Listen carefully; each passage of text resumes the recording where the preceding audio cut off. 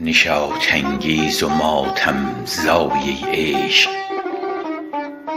عجب رسواگر و رسوای عشق. اگر چنگ تو با جانی ستیزد، چنان افتد که هرگز بر نخیزد.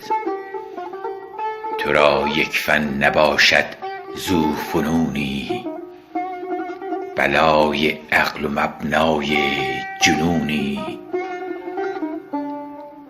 تو لیلی را ز خوبی طاق کردی، گل گلخانه آفاق کردی. اگر بر او نمک دادی تو دادی، بدو خوی ملک دادی تو دادی. لبش گل رنگ اگر کردی تو کردی، دلش را سنگ اگر کردی تو کردی.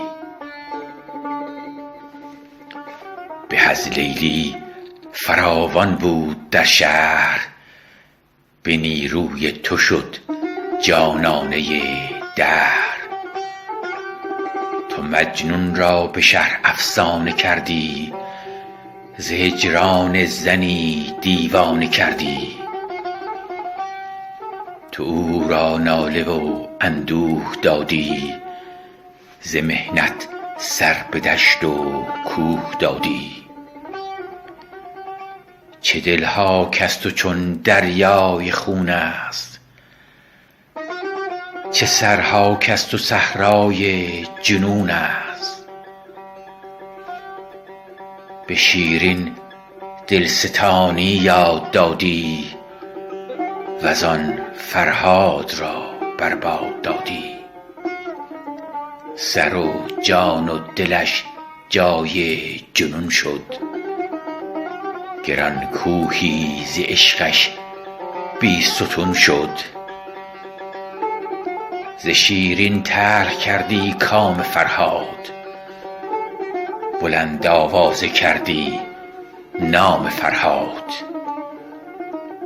یکی را بر مراد دل رسانی، یکی را در غم هجران نشانی. یکی را همچو مشعل برفروزی، میان شعله ها جانش بسوزی. خوشا آن کس که جانش از تو سوزد، چو شمعی پای تا سر برفروزد. خوشا عشق و خوشا ناکامی عشق، خوشا رسوایی و بدنامی عشق.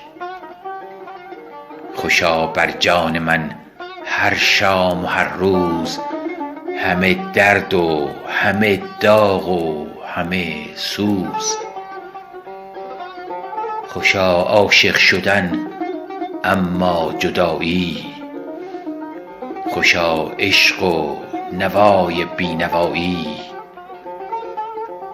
خوشا در سوز عشقی سوختن ها، درون شعله ها افروختن ها.